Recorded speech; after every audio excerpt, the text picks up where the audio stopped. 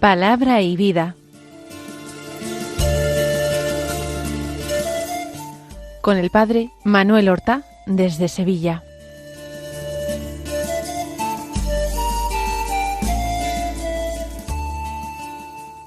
En el nombre del Padre, y del Hijo, y del Espíritu Santo. Amén. Alabados sean Jesús y María. Muy buenos días, queridos amigos, oyentes de Radio María y seguidores del programa Palabra y Vida. ¡Feliz Pascua! Hoy es el lunes de la octava de Pascua. Después del gran domingo de la resurrección del Señor, durante una semana, que nosotros llamamos la octava de Pascua, la Iglesia va a hacer de cada celebración de la Eucaristía un eco fuerte y vivo del gran domingo pascual. Por tanto, cada día se va a rezar o a cantar el himno del Gloria. Y durante toda esta semana, en la despedida, el sacerdote dirá o cantará: podéis ir en paz, aleluya, aleluya. Todo esto durante la octava pascual, y las lecturas serán eco de las lecturas del domingo de Pascua. Y cada día antes del Evangelio se puede recitar la secuencia de Pascua que nosotros decíamos también antes del Evangelio de la misa ayer. Ofrezcan los cristianos ofrendas de alabanza a gloria de la víctima propicia de la Pascua, Cordero sin pecado que a las ovejas salva, a Dios y a los culpables unió con nueva alianza. Lucharon vida y muerte en singular batalla, y muerto el que es la vida, triunfante se levanta. ¿Qué has visto de camino, María, en la mañana? A mi Señor glorioso, la tumba abandonada, los ángeles testigos, sudarios y mortaja. Resucitó de veras mi amor y mi esperanza. Venid a Galilea, allí el Señor aguarda, allí veréis los suyos, la gloria de la Pascua, primicia de los muertos. Sabemos por tu gracia que estás resucitado, la muerte en ti no manda. Rey vencedor, apiádate de la miseria humana, y da a tus fieles parte en tu victoria santa. Esta es la secuencia de Pascua que ayer en la misa recitábamos antes del Evangelio y que se puede seguir repitiendo todos los días durante la octava pascual, para que este eco, este recuerdo del gran domingo sea más evidente y más patente todos los días. Y esta octava pascual terminará el próximo domingo, el segundo domingo de Pascua, que es también, así lo determinó el recordado Papa San Juan Pablo II, domingo de la Divina Misericordia. Vamos a escuchar la palabra de Dios que se proclama en la misa del día de hoy. El Evangelio es según San Mateo, del capítulo 28, los versículos 8 al 15, que dicen así: en aquel tiempo las mujeres se marcharon a toda prisa del sepulcro. Llenas de miedo y de alegría, corrieron a anunciarlo a los discípulos. De pronto, Jesús les salió al encuentro y les dijo: alegraos. Ellas se acercaron, le abrazaron los pies y se postraron ante él. Jesús les dijo: no temáis, id a comunicar a mis hermanos que vayan a Galilea, allí me verán. Mientras las mujeres iban de camino, algunos de la guardia fueron a la ciudad y comunicaron a los sumos sacerdotes todo lo ocurrido. Ellos, reunidos con los ancianos, llegaron a un acuerdo y dieron a los soldados una fuerte suma, encargándoles: Decid que sus discípulos fueron de noche y robaron el cuerpo mientras vosotros dormíais. Y si esto llega a oídos del gobernador, nosotros nos lo ganaremos y os sacaremos de apuros. Ellos tomaron el dinero y obraron conforme a las instrucciones, y esta historia se ha ido difundiendo entre los judíos hasta hoy. Los relatos de la resurrección del Señor y sus apariciones a los discípulos no son fáciles de concordar. Es donde más divergen todos los evangelios, incluidos los sinópticos, Mateo, Marcos y Lucas, que tienen unas fuentes parecidas y narran las cosas también de forma semejante y a veces incluso con las mismas palabras. Pero en estos relatos varían mucho unos de otros. Lo fundamental es que Jesús resucitó al amanecer del domingo. Lo fundamental es que lo vieron resucitado, en primer lugar, una mujer, María Magdalena, o unas mujeres, y que después lo vieron los apóstoles y otros discípulos, y que durante un tiempo se les apareció y les fue hablando, instruyendo todavía antes de subir al cielo en su ascensión. 40 días después. Esto es lo central, lo fundamental, aquello en lo que coinciden los evangelios. En los detalles varían mucho. Si nosotros quisiéramos hacer una concordancia, encontraríamos alguna dificultad. Podemos en algunas cosas intentarlo. Por ejemplo, en Mateo no es solamente María Magdalena, sino que María Magdalena va acompañada de otra mujer, de otra María. En otros evangelios de varias mujeres. Se encuentra la losa quitada. En este evangelio de San Mateo hay un ángel que ha corrido la losa y les dice a las mujeres: alegraos. Y ellas marchan y ellas corren. En el camino van a encontrar a Jesús resucitado, en el evangelio de San Mateo. Pero en San Juan, no en San Juan, María Magdalena ve a Jesús en el huerto. ¿Sería posible concordarlo? Podemos imaginar que las mujeres que acompañan a María Magdalena vuelven a sus casas o a sus hogares o a los lugares donde están alojadas en Jerusalén, mientras María Magdalena va directamente a los apóstoles.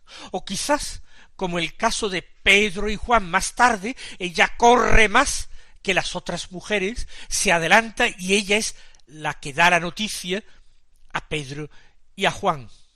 Y después ella misma vuelve al sepulcro y allí verá a Jesús, mientras que a lo mejor las otras mujeres en el camino pudieron tener esa aparición de Jesús resucitado, la misma que María Magdalena tuvo en el huerto. Es lo de menos. Nosotros tomamos ahora lo que nos interesa, que es el relato de San Mateo. Las mujeres que han visto el sepulcro de Jesús vacío, que han recibido un mensaje del ángel que les ha dicho: alegraos, id a los discípulos, llenas de miedo y de alegría, corren a anunciarlo a los discípulos. Es decir, en el Evangelio de San Mateo, estas mujeres son fieles al encargo recibido. Hay dos sentimientos: miedo y alegría. En el Evangelio de San Marcos predomina el miedo, y ellas se vuelven sin decir nada a nadie. En Lucas, por el contrario, predomina la alegría, y las mujeres van a los discípulos a anunciar la resurrección del Señor, aunque no son creídas. La mirada de cada evangelista interpreta los hechos. La verdad es que hubo temor grande y al mismo tiempo gozo intenso. Ya la visión de Marcos subraya el temor reverencial grande, mientras que Lucas subraya la alegría y el gozo pascual. Mateo recoge ambas cosas, llenas de miedo y de alegría, corren a anunciarlo a los discípulos. Y Jesús mismo les sale al encuentro. Es muy hermoso esto. Jesús aparece en el camino de la fe, el camino del anuncio. Es decir, en la misma medida en que se es fiel y obediente al encargo recibido de Dios, en la medida en que se cumple su voluntad, aun sin tener evidencias ni pruebas, en la medida en que uno acepta el propio temor ante la grandeza, la inmensidad y la majestad de Dios, pero al mismo tiempo confiando en su bondad y su misericordia, que nos llenan de alegría, en la misma medida en que nos ponemos en camino para vivir el santo evangelio que hemos recibido, en esa misma medida el Señor se nos acerca en el camino para confirmarnos en la fe, para decirnos al corazón: alegraos. Por eso San Mateo, que es por excelencia el evangelio eclesial, ha sido llamado el evangelio eclesiástico, lo narra así: alegraos, les dice a Jesús en el camino, y ellas se acercan, le abrazan los pies, se postran ante él. Jesús no aparece plácidamente en el huerto junto a la tumba vacía, sino que se le aparece al discípulo en el fragor de la misión, en el camino que hay que recorrer en compañía. Son varias mujeres, al menos dos. En ese camino el Señor se hace presente.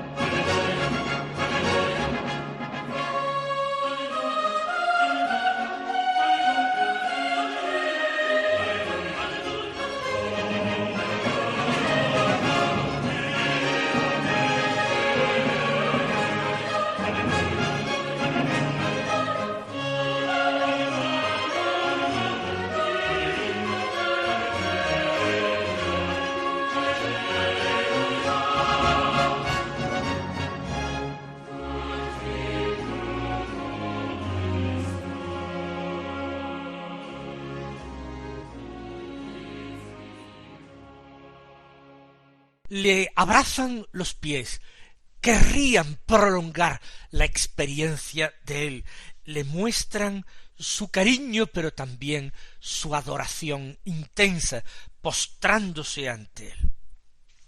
Y Jesús les confirma en ese envío que ya había realizado el ángel junto a la tumba.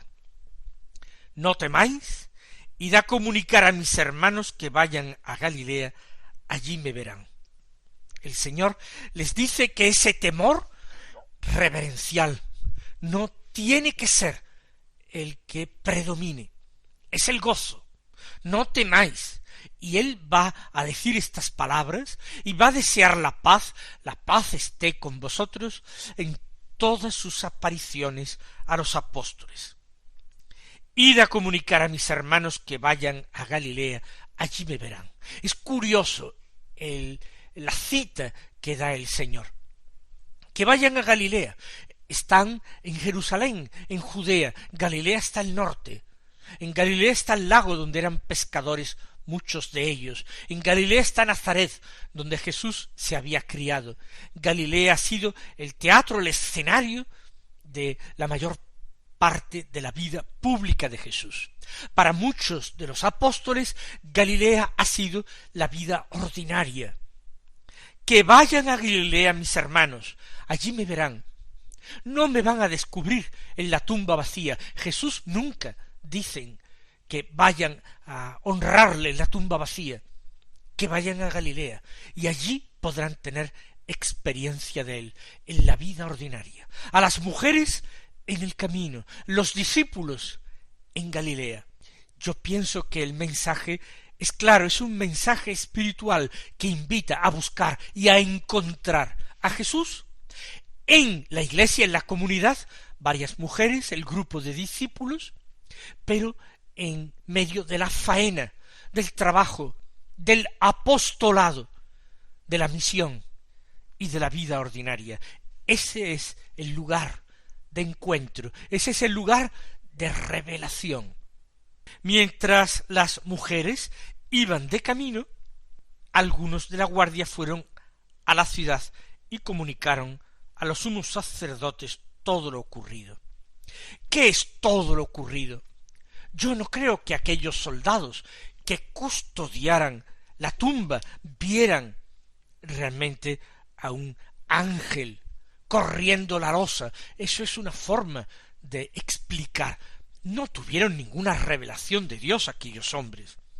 Aquellos hombres vieron el sepulcro vacío, como las mujeres, y es posible también que se durmieran, o que en un cierto momento, sin estar dormidos, al mirar hacia la tumba, descubrieran que la losa estaba corrida y el sepulcro vacío, y ellos no pudieran explicarse en qué momento se había producido aquello, ni en qué circunstancias.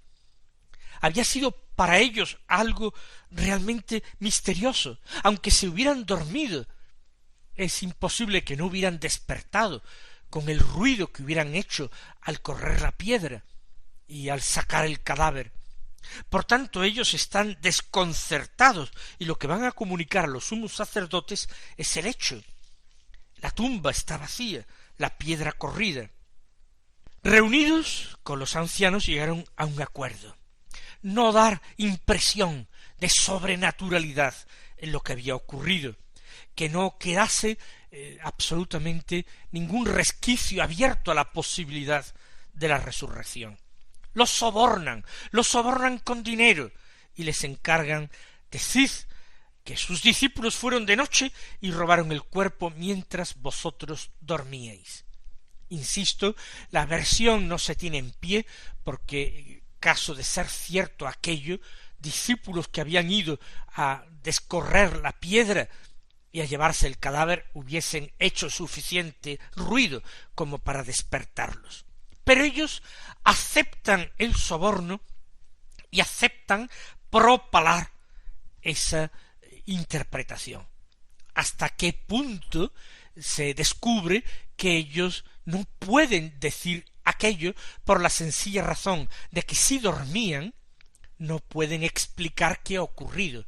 Lo único que pueden decir es que dormían y que cuando despertaron se lo encontraron así, pero decir que habían venido discípulos y se lo habían llevado es absolutamente absurdo.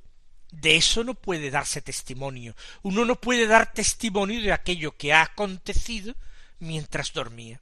Sin embargo, eso es lo que ellos dicen. Y la gente a veces acepta las explicaciones sin más, sin profundizar, sin reflexionar, sin pensar. Si llega a oídos del gobernador, les dicen los sumos sacerdotes a los soldados, nosotros nos lo ganaremos y os sacaremos de apuros. Porque evidentemente reconocer de esa manera y en público que se habían dormido mientras tenían que cumplir una misión, y que la habían descuidado de tal manera que aquel cuerpo enterrado había sido robado y llevado la primera noche en que ellos estaban apostados, era un motivo de sanción. Pero los sumos sacerdotes los tranquilizan. El soborno es suficientemente importante, y con esta manera que han tenido de tranquilizarlo, obran conforme a las instrucciones recibidas. Y San Mateo dice que esta historia se ha ido difundiendo entre los judíos hasta hoy, entre los judíos que no han creído a Jesús. entre los judíos que han preferido creer un tan mal testimonio, dado por los enemigos del pueblo, por soldados romanos. Han preferido creer a aquellos que han dado testimonio de su falta de profesionalidad, en definitiva, de su incompetencia, cuando no de su vagancia. Han preferido creerlos a ellos. En nuestro mundo, ¿cuántas personas están proclives a creer cualquier patraña que les cuenten? ¿Cuántas personas creen hoy en muchísimas supersticiones y cuentos de viejas, y sin embargo se han blindado frente a la fe? Y todo el Evangelio y la revelación de la Sagrada Escritura les parecen fantasías. Qué gran verdad es aquello de que uno cree lo que quiere creer y rechaza lo que no quiere creer. Y la verdad es que es mucho más fácil creer una historia de esta manera, que no compromete a nada, que se puede olvidar al día siguiente, que no creer en Jesús resucitado. Porque creer en Jesús resucitado obliga a tomarse en serio todo aquello que Él enseñó, todo aquello que Él reveló respecto de Dios. Tomarse en serio las bienaventuranzas, tomarse en serio el sermón de la montaña, tomarse en serio el mandamiento nuevo que Él dejó a sus discípulos. Creer en el Evangelio de Jesucristo hoy en día transforma totalmente la vida de una persona. Y esto es lo que en el fondo se rechaza. Uno siente pereza para creer, porque no quiere perder sus privilegios, porque uno se afana en defender sus intereses y su comodidad. Vamos nosotros a pedir gracia al Señor para que la palabra de Dios que se nos proclama cada día toque nuestro corazón, nos impida conformarnos, acomodarnos, nos impulse a investigar, a reflexionar, a pensar, a comprobar, como dice el Evangelio de San Lucas, la solidez de las enseñanzas que hemos recibido. Vamos a pedir gracia al Señor para que la conversión que hemos estado pidiendo y procurando a lo largo de todo el tiempo de la Cuaresma, la continuemos ahora en el tiempo pascual, pidiendo como gracia y procurando con nuestras obras. Mis queridos hermanos, que el Señor os colme de bendiciones en este tiempo sagrado de la Pascua, que Él os llene de alegría, de júbilo sin medida, de esperanza, que el Señor os conceda su paz y os muestre como a las mujeres en el camino de vuestra vida, os manifieste su rostro. Y hasta mañana, si Dios quiere.